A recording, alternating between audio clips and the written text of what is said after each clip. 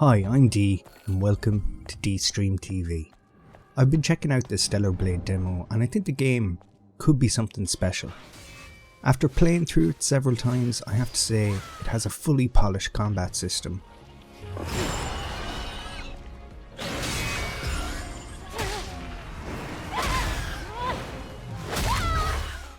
One that reminds me somewhat of Bloodborne.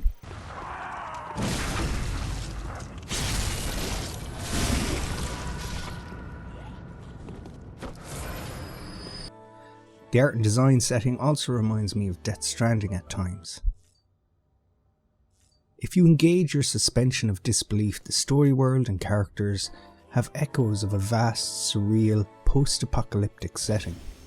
One we as the player are only scratching the surface of. On the side, I find myself comparing Death Stranding to Twin Peaks at times, heavily surreal and dark. It's a long time since I've seen Twin Peaks, so others may be better positioned to speak about that.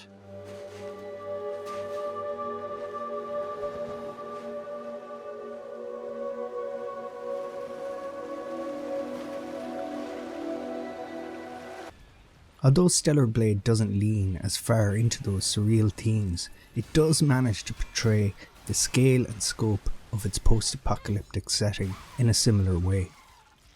Again, I think games like Death Stranding and now Stellar Blade require the player to commit to engaging their suspension of disbelief in a way many modern Western titles don't.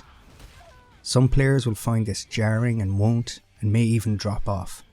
Other players will just skip all that and jump into the hacking and slashing their way through the story.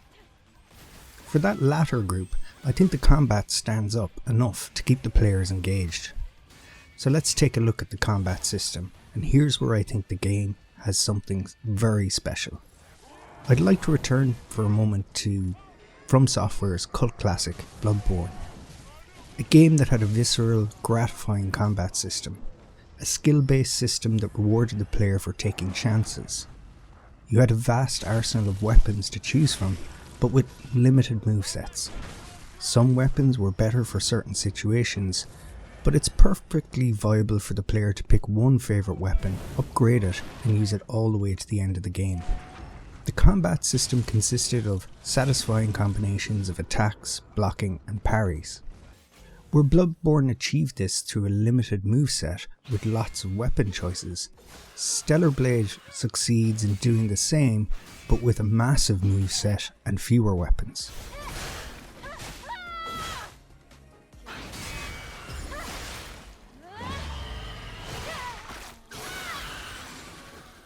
So let's take a closer look at how it works. We have our basic attacks, made up of quick and strong attacks. These can be combined into a vast amount of combos with modifiers and buttonholes that add powerful ending moves. From what I can tell from the demo, the game rewards you for mixing up those combos.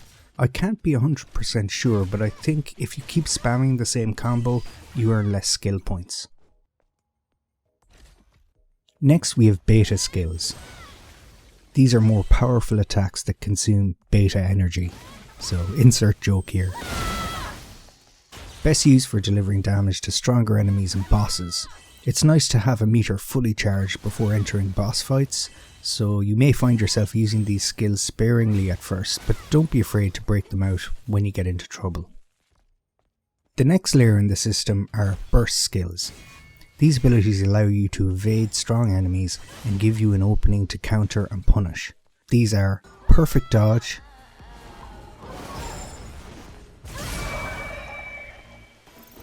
Blink, and Repulse.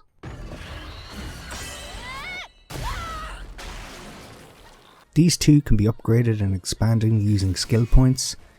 Executing them correctly will also charge your beta energy, so aggressive play is rewarded.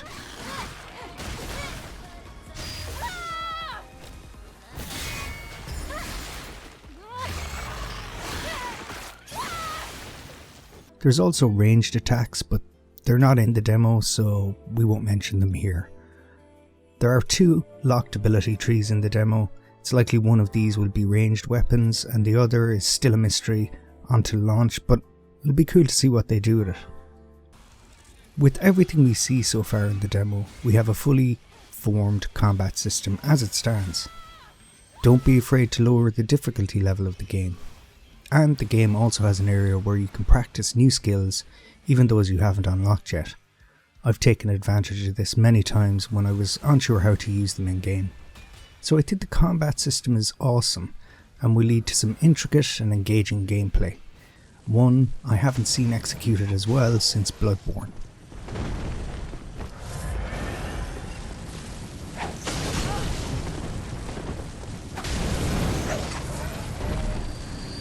I'm not going to lie, I've been farming skill points to unlock the abilities in the demo, as the demo save file should be usable in the release version.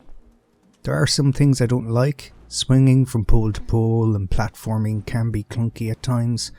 Locking on and engaging large groups of enemies can be fickle, but that could be part of the learning curve, or the lack of ranged weapons in the demo. With all that said, I'm looking forward to the final release of the game.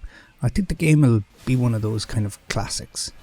I hope it gets a PC launch and doesn't end up kind of stranded on the PlayStation platform, because I think that's something that affected the reach of Bloodborne back in the day.